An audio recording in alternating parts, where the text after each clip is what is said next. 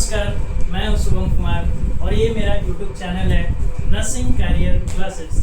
So this is my first video और इसमें मैं आपको बताऊंगा कि how to prepare the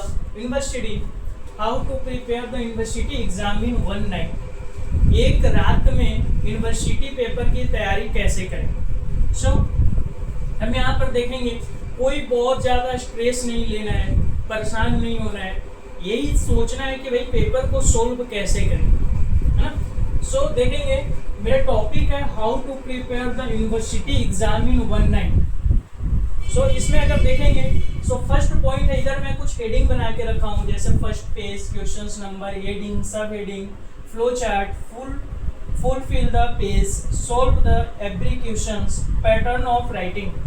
so first by first करके एक एक पॉइंट करके अपन सारा सॉल्व करेंगे। तो इसमें देखेंगे, अगर जो अपना फर्स्ट पॉइंट है, फर्स्ट पेज, तो यूनिवर्सिटी में अगर आप जैसे ही एग्जाम के लिए बैठोगे तो आपको 40 पेज के कॉपी मिलेंगे। उस कॉपी का सबसे जो फर्स्ट पेज रहता है उसमें आपका पर्सनल डेटा भरना रहता है, जैसे आपका नेम क्या है, रोल कोड क्या है, रोल नंबर क्या है।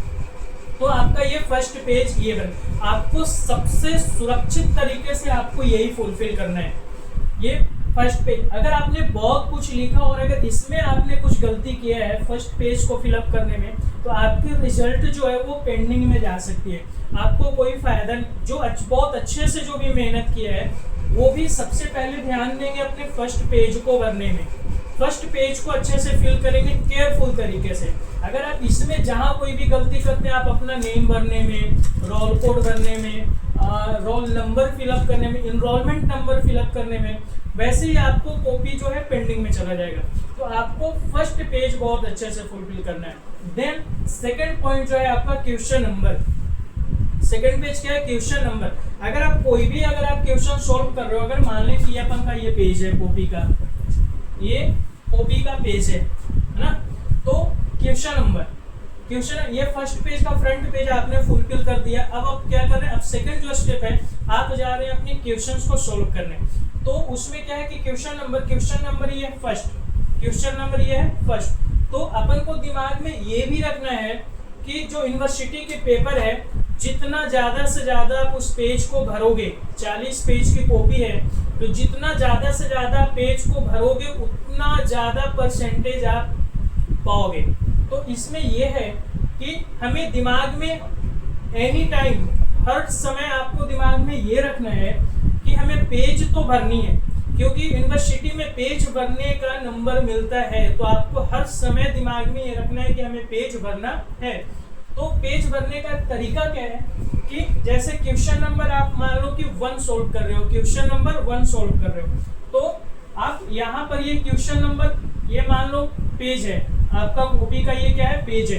तो आप ये जो क्वेश्चन नंबर साइड में लिख रहे हो, उसको आप साइड में नहीं लिखो, उसको आप साइड में नहीं लिखो, क्योंकि आपको क्या करना है, पेज भरना है। तो क्या करो कि आप यहाँ पर से इसको कर दो शिफ्ट, यहाँ पे ये थोड़ा पेज छोड़ दो, यहाँ पे आप इसको थोड़ा बीच में ये कर दो, क्वेश्चन नंबर 1, है ना। और इसको कम से कम आपको 2 लाइन में लिखना है, आपको 2 लाइन। छोटी छोटी चीज को अगर आप थोड़ा बड़े करोगे ना तो पेज जल्दी भरेगा। आप बहुत ज्यादा लिख कर पेज नहीं भर सकते हो, है ना। तो आपको ये क्वेश्चन नंबर 1 को कम से कम 2 लाइन में लिखना है, फिर आपको इसको हेडिंग लाइन कर देना है, ऐसे हेडिंग कर देना है ना। तो आपको इसमें क्या है कि करीब करीब 3 लाइन चला जाएगा, एक पेज का first row, second row, third row चला जाएगा। आपको क्वेश्चन 3 लाइन आपको कम लिखने पड़ेंगे, है ना, 3 लाइन आपको कम लिखने पड़ेंगे। सो ऐसे आप क्वेश्चन नंबर, जितने भी क्वेश्चंस हैं उसमें आपको क्या करना है, क्वेश्चन नंबर बिल्कुल शो होना चाहिए क्लियर, क्वेश्चन नंबर 1 बिल्कुल दिख रहा है। अब इसमें मान लो कि अब जो है आप क्वेश्चन नंबर फर्स्ट है, जैसे है क्या है, define the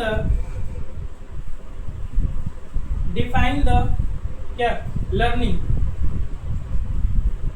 define the learning. ये साइकोलॉजी का क्वेश्चन है, लर्निंग, डिफाइन द लर्निंग, ये है आपका क्वेश्चन, है ना। तो इसमें आपको सबसे पहले क्या है, ये तो आपका फर्स्ट नंबर का क्वेश्चन है। तो इसमें आपको क्या करना है कि आंसर लिखने के लिए सबसे पहले यहाँ पर ये करना है, अभी भी बोल रहा हूँ, फिर से बोल रहा हूँ, आपको पेज भरना है तो एनी टाइम दिमाग में रखना है। तो पेज भरने के लिए आपको सबसे पहले क्या करना है, यहाँ पर क्वेश्चन क्या था, डिफाइन द लर्निंग। तो सबसे पहले आपको यहाँ पर ये डेफिनेशन का हेडिंग बनाना है, डेफिनेशन का हेडिंग बनाना है। ये पूरा लाइन चला गया ऐसे, डेफिनेशन का हेडिंग बनाना है, ये एरो देकर छोड़ देना है, पूरा लाइन गया। आपको यहाँ पर भी कुछ नहीं लिखना है। अब जैसे देख लो, ये तीन लाइन ये, एक लाइन ये, 4 लाइन, ठीक है, 4 लाइन आपको बिना लिखे चला गया है ना। अब आप 5वां लाइन से यहाँ से स्टार्ट करते हैं, जो भी लर्निंग का डेफिनेशन है ना, लर्निंग का जो भी डेफिनेशन है आप यहाँ से लिख रहे हो, ठीक है। तो ये 5वां लाइन में आप एक क्वेश्चन लिखने के लिए आपने 4 लाइन क्या किया, छोड़ा है। बट इससे आपको कोई लॉस नहीं होने वाला है, इससे आपको नंबर ज्यादा मिलेंगे। क्वेश्चंस नंबर आपका क्लियर दिख रहा है, विजुअल है, डेफिनेशन आपने क्लियर हेडिंग बनाया है, ये भी विजुअल है, और नीचे आपने डेफिनेशन लिखा है, ये बिल्कुल आपको टोटल नंबर मिलेंगे अगर इस प्रकार से आप लिख रहे हो तो, ठीक है। ये आपको नहीं करना कि हमने ऐसा ऐसा कर रहे हैं तो लाइनें छोड़ रहे हैं तो नंबर नहीं मिलेंगे, नंबर मिलेंगे, और आपको ऊपर से लिखना भी कम पड़ेगा, ठीक है। फिर एक क्या है कि जो भी डेफिनेशन लिखना है आपको, तो ऐसा है नर्सिंग में ऐसा होता है कि जो भी डेफिनेशन लिख रहे हैं तो किसके द्वारा वो बोला गया है ना। जैसे health is the state of complete physical, mental, social and spiritual well being and the merely absence of disease and infirmity. तो ये बोला गया है WHO के द्वारा। तो इसमें होता है कि डेफिनेशन लिखने के बाद आपको लिखा जाता है WHO, जिसने भी डेफिनेशन दिया है उसके बारे में आप यहाँ पे लिखते हैं। तो क्या है कि सारे डेफिनेशन आपको किसके द्वारा दिया गया है वो याद नहीं होता है किसी को। तो आपको क्या करना है कि 5 ऐसा जो राइटर है उसका आपको नाम याद कर लेना है। क्या करना है, 5 राइटर आपको बिल्कुल नाम याद रख लेना है। अब चाहे जितनी भी डेफिनेशन आपको क्वेश्चंस में लिखने के लिए दे दे, आप डेफिनेशन लिखो और जो आपका राइटर का नाम याद है यहाँ पर लिख दो उसका नाम, ठीक है। आपको कोई ऐसा नहीं कि कौन दिया नहीं दिया उतना छोड़ो, वो नहीं करना है, वैसे आप नहीं लिख पाओगे।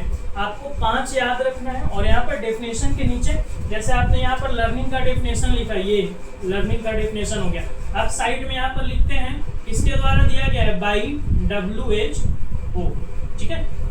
अब क्या है, आपको भी नहीं पता है तो टीचर को भी नहीं पता है कि ये डेफिनेशन किसने दिया है। जो कॉपी चेक करेंगे उससे भी ये चीजें पता नहीं है कि ये किसने दिया है डेफिनेशन, ठीक है। बट आपको क्या है, टीचर को चीट करना है ना, टीचर को चीट करना है, उसे भी नहीं पता। आप लिख दोगे वो सही कर देगा, वो कंफर्म कर देगा, ठीक है। तो ये हो गया क्वेश्चन नंबर। क्वेश्चन नंबर आपको विजुअल बिल्कुल साइड एकदम मिडिल पेज में देना है, जो कि क्लियर दिखे।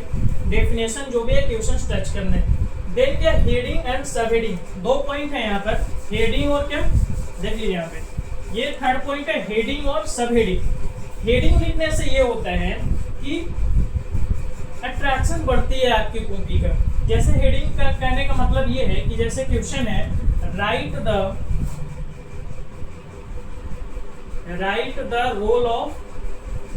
Role of nurse. ये मान लो आपका दूसरा क्वेश्चन है, ये आपका क्या है, दूसरा क्वेश्चन है। अब आप क्या करेंगे सर, यहाँ से आप डायरेक्ट आंसर लिखना स्टार्ट करेंगे। ये first answer, second answer, third answer, 4th sentence, 5th sentence, 6th, आप डायरेक्ट आंसर लिखोगे। इससे क्या है, बट यहाँ पर जो आपको मैं तरीका बता रहा हूँ उससे क्या है कि आपका जो लिखने का ट्रैक्शन है वो भी बढ़ जाएगा, कॉपी की अट्रैक्शन बढ़ जाएगी, टीचर जो है आपका देखकर खुश हो जाएगा। कैसे कि ये तो आपका क्वेश्चन है, write the role of nurse, ये आपका क्वेश्चन है। तो आपको क्या करना है, आंसर लिखने से पहले यहाँ पर आपको क्या करना है, एक हेडिंग बनाना है। आंसर का ही एक हेडिंग बनाना है जो आप लिखोगे। क्या लिखोगे, write the role of nurse. तो यहाँ पर आपको एक हेडिंग बनाना है, role of nurse, role of nurse. आपको मैं बार बार बोल रहा हूँ कि पेज भरना दिमाग में रखना है, एनी टाइम आपको पेज कैसे भरना है। अगर आप डायरेक्ट आंसर लिख रहे हो तो आपका ये यहाँ से आंसर स्टार्ट कर देते, लेकिन आप रोल ऑफ नर्स लिखा है तो बड़ा बड़ा रोल ऑफ नर्स लिखना है, कम से कम 2 से 3 लाइन ले, है ना। फिर उसको आपको क्या करना है, हेडिंग कर देना है। ऐसे 2 से 3 लाइन में आपको लिखना है रोल ऑफ नर्स, है, हेडिंग कर देना। और उसके बाद आपको ये स्टेटमेंट स्टार्ट करना है। फर्स्ट सेंटेंस हो गया, सेकंड सेंटेंस हो गया, थर्ड सेंटेंस हो गया, ठीक है। तो आपको हेडिंग और सब हेडिंग बनाने आना चाहिए, है ना। इससे क्या है कि कॉपी की अट्रैक्शन बढ़ती है, टीचर्स जो है देखकर खुश हो जाते हैं। तो हेडिंग और सब हेडिंग में ध्यान देना है। जैसे क्वेश्चन आपका आएगा कि write the role of nurse, ये आपका क्वेश्चन है, तो ऐसा नहीं कि आप डायरेक्ट आंसर लिखना स्टार्ट कर दोगे, ऐसा नहीं, है ना, थोड़ा और अच्छे से लिखना है जिससे टीचर खुश हो जाए और बिना पढ़े नंबर दे, है ना, पढ़ने भी ना जाए वो।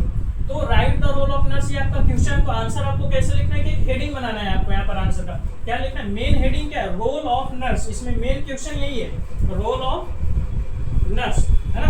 तो आपको यहाँ पर हेडिंग बना देना है रोल ऑफ नर्स, देन आपको ये लिखना है, ठीक है। तो इससे क्या है कि आपको नंबर अच्छे मिल जाएंगे। फिर देखिएगा आपका फोर्थ पॉइंट है फ्लो चार्ट। फोर्थ पॉइंट क्या है, फ्लो चार्ट। तो फ्लो चार्ट में आपको क्या करना है, फ्लो चार्ट का एक बहुत बड़ा इंपॉर्टेंस है ना। जैसे ये आ जाए describe the function of nurse. आपका थर्ड क्वेश्चन क्या है, मान लो आपके क्वेश्चन पेपर में थर्ड क्वेश्चन है ये, describe the function of nurse, ठीक है। अब इसको आपको क्या करना है कि आप सीधा लिखना स्टार्ट करोगे, है ना, सीधा आप आंसर यहाँ पे लिखोगे, ऐसा आंसर आपने यहाँ पे लिख दिया और सीधा सर स्टार्ट हो गए, है ना, इससे कुछ नहीं होगा सर, ठीक है। आप जो लिखे हो उससे नंबर आपको मिल जाएगा। भाई आपको ज्यादा नंबर पाना है ना, कि आपका परसेंटेज थोड़ा बढ़े, तो उसमें क्या करना है कि आपको टीचर्स को थोड़ा चीट करना है ना, थोड़ा चीट करना है। तो उसमें क्या करना है कि आपको डायरेक्ट आंसर नहीं लिखकर आपको ये करना है, describe the function of nurse. तो आप हमेशा किसका हेल्प लो, फ्लो चार्ट का, है ना। आप हमेशा हेल्प किस चीज का लीजिए, फ्लो चार्ट का। अब जैसे मान लो कि अच्छा एक चीज हम बार बार आपको बोल रहे हैं कि कॉपी भरना है, ये आपको दिमाग में रखना है। फ्लो चार्ट में क्या हो जाएगा, एक हेडिंग बनाए, फिर से आप क्या, describe the function of nurse. इसमें मेन क्वेश्चन क्या है, फंक्शन ऑफ नर्स। तो जैसे देखिए यहाँ पे ये आपने लिखा बीच में, बिल्कुल ये पेज है आपका, इसमें बीच में लिखा मिडिल पोर्शन में फंक्शन ऑफ नर्स, ऐसे ये आपका 1 लाइन 2 लाइन 3 लाइन चला गया हेडिंग देने में सर, है ना। और यहाँ आपको ये ऐसे क्लाउड बना देना है, बादल, ठीक है। अब फंक्शन ऑफ नर्स में जो भी है, मान लो ये एज ए टीचर, ठीक है, ये एज ए एडवोकेट, ठीक है, ऐसे ऐसे करके, है ना, ये जो भी है यहाँ पर ये एक पेज आपका ये चला गया सर, एक पेज आपका ये चला गया। आपने अभी क्वेश्चन को टच भी नहीं किया, describe the function of nurse था, आपने अभी लिखना स्टार्ट भी नहीं किया, आपने बस एक पेज भर दिया ऐसे ही फ्लो चार्ट से, है ना।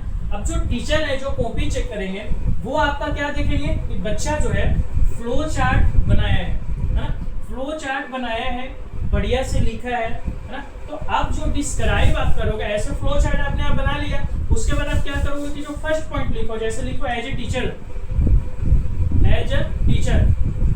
अब इसका हेडिंग बनाओगे, है ना, फिर इसको डिस्क्राइब करोगे, क्योंकि क्वेश्चन में है डिस्क्राइब द फंक्शन, ठीक है। फ्लो चार्ट बनाने का मतलब ये है कि फ्लो चार्ट को आप सब पेज भरने के लिए यूज कर रहे हो और टीचर को थोड़ा सा चीट करने के लिए। कैसे कि जैसे ही आप फ्लो चार्ट यहाँ पे लिखे हो क्या हो जाएगा कि फ्लो चार्ट टीचर देखेगा और वो बिना कॉपी चेक किए हुए आपको नंबर दे देगा पूरा, है, क्योंकि जो मेन पॉइंट है आपका नर्सिंग फंक्शन ऑफ नर्स का जो मेन पॉइंट है उसने आपने क्या लिखा, फ्लो चार्ट में ही लिख दिया है ना।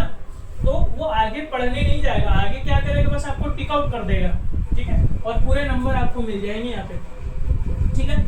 फिफ्थ पॉइंट क्या है, फुल फिल द पेज। क्योंकि मैं आपको बताया पेज आपको हमेशा दिमाग में रखना है, हमें पेज भरनी है, ठीक है।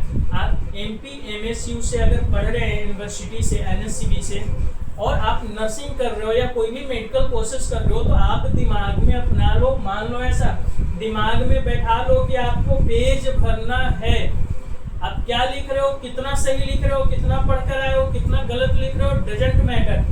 एक चीज दिमाग में रखना है कि आपको पेज भरना है ना। सो फुलफिल द पेज, देन क्या, सोल्व द एवरी क्वेश्चंस। एक और पॉइंट है यहाँ पर 6 नंबर का पॉइंट है, सोल्व द एवरी क्वेश्चंस।